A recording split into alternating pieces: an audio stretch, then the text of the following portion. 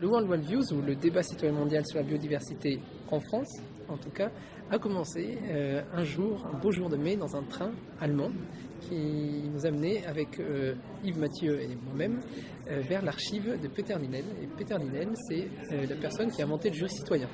Donc on allait dans un lieu d'archives démocratiques et on était avec une doctorante qui s'appelle Nina et qui travaille sur le World Wide Views et qui nous a dit que le Danish Board, donc le bureau danois d'évaluation des choix scientifiques et techniques, cherchait encore des partenaires pour le World Wide Views sur la biodiversité. Et donc on a dit, on y va.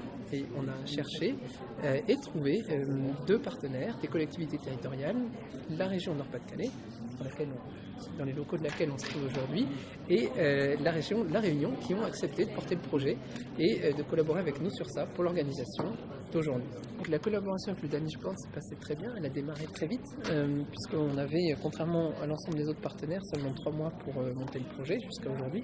Il a fallu que ça aille vite, c'est allé vite, donc des gens très réactifs. On s'est vu début juillet et ensuite on a échangé 856 mails et donc ça a très bien marché, oui, très bien. Jusqu'à aujourd'hui, ils sont encore en ligne et ils répondent à nos questions. Donc très bien, des gens vraiment super. On a l'occasion d'avoir 2 connexions par Skype aujourd'hui.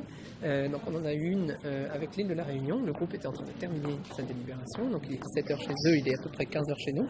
On a eu l'occasion de se dire bonjour et d'ici peut-être 15 minutes, on va parler avec le groupe de citoyens et de citoyennes en Zambie et se dire bonjour, voir où ils en sont aussi, puisqu'ils en sont au même stade que nous, ils ont le même décalage horaire. Donc on sera à peu près au même moment. Voilà. Les résultats vont être portés par les 2 régions, d'abord en France, à Hyderabad, qui envoie toutes les 2 une délégation, avec un citoyen parmi la délégation, donc ça c'est quand même très intéressant.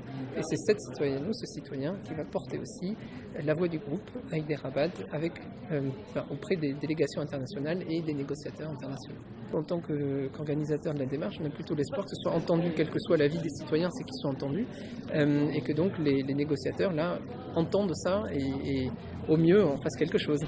C'est très bien, c'est vraiment très beau et c'est un peu un petit bout de rêve qui se réalise de faire quelque chose au niveau mondial.